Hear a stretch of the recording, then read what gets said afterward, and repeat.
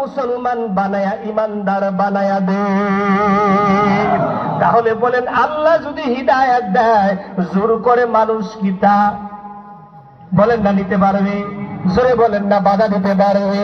আর আল্লাহ যদি হিদায়াত না দেয় তাহলে নবীর আপন চাচা হইলেও কালেমা গ্রহণ করতে পারবে? জোরে বলেন না পারবে? আয়াত যে তিলাওয়াত করেছিলাম সূরা বাকারায়, আল্লাহর নবীকে আবার ডাক দিয়া বলেন, ও নবী আপনি আবু জাহেলের কাছে যতই আপনি ঈমানের কথা বলেন না কেন, নবী গো আপনি তাকে জাহান্নামের ভয় যতই দেখান না কেন, জান্নাতের তামান্না আপনি এই আবু জাহেলকে যতই দেখান না কেন, সাওয়াউন আলাইহিম আ'আনদারতাহুম আম লাম তুনজিরহুম লা ইউমিনুন। তারা ঈমান আনবে না, কারণ হলো তাদেরকে আমি আল্লাহ মোহর মেরে দিয়েছি। ঠিক না জোরে বলেন? এজন্য আল্লাহর কাছে ঈমানের জন্য দোয়া করতে হবে তো। বলেন না আল্লাহর কাছে ঈমানের জন্য দোয়া করতে হবে তো। ঈমানের পথে অবিচল থেকে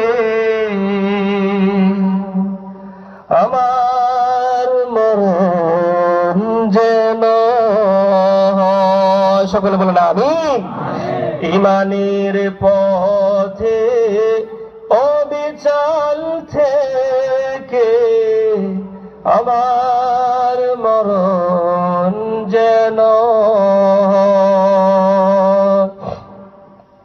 তোমারই কাছে মিনতি আমার মহামহিম দয়াময়। ঈমানের পথে অবিচল থেকে আমার মরণ যেন হয়। সকলে বলেন আমিন। তাহলে বলেন ঈমান শুধু আনলেই চলবে না, ঈমানের উপরে অটল অবিচল থাকার জন্য আল্লাহর কাছে কি করতে হবে? দোয়া করতে হবে। পারবেন তো ইনশাআল্লাহ? বলেন না পারবেন তো ইনশাআল্লাহ? তাহলে ঈমানের সংখ্যাটা আজকে এই জায়গা পর্যন্তই রেখে দিলাম, ঠিক আছে ইনশাআল্লাহ? তাহলে আমরা এই আলোচনা থেকে কি বুঝলাম, এটা বাড়িতে নিব কি, আর আমরা এই আলোচনা থেকে কি আমরা উপলব্ধি করলাম আর শিখলাম? আমরা এই কথাটা এই জন্য এই জায়গায় বললাম এবং এই জন্য কথাটা শুনলাম যেন আমাদের ঈমান যেন আল্লাহ আরো বৃদ্ধি করে দেন। ঠিক কিনা জোরে বলেন? যে ঈমানকে শুধু